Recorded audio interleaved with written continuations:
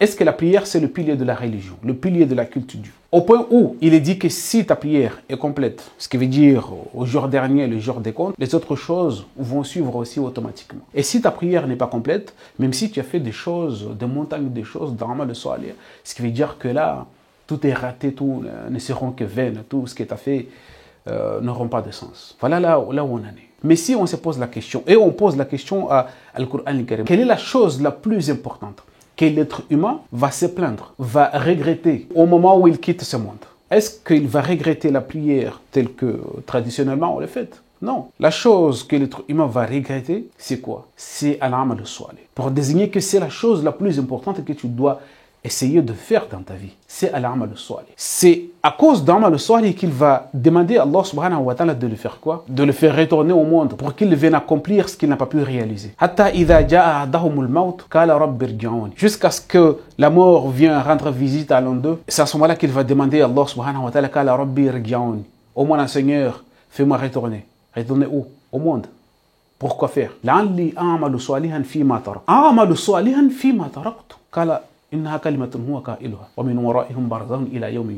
Écoutez bien, la chose que tu vas regretter en tant qu'être humain, ce sont les amal salih, les œuvres intègres. C'est pourquoi l'être humain va essayer de demander le retour.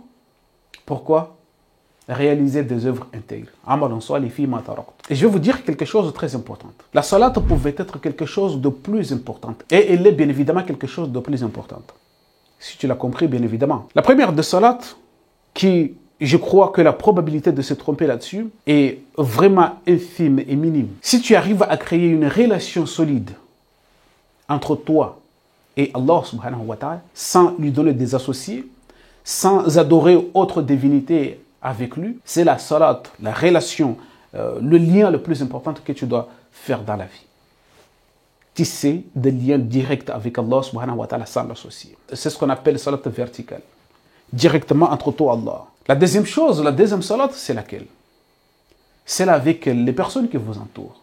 C'est avec les êtres humains. C'est avec les êtres qui composent l'univers. Être un peu avec eux. Tisser des liens avec eux. Améliorer ta relation avec eux.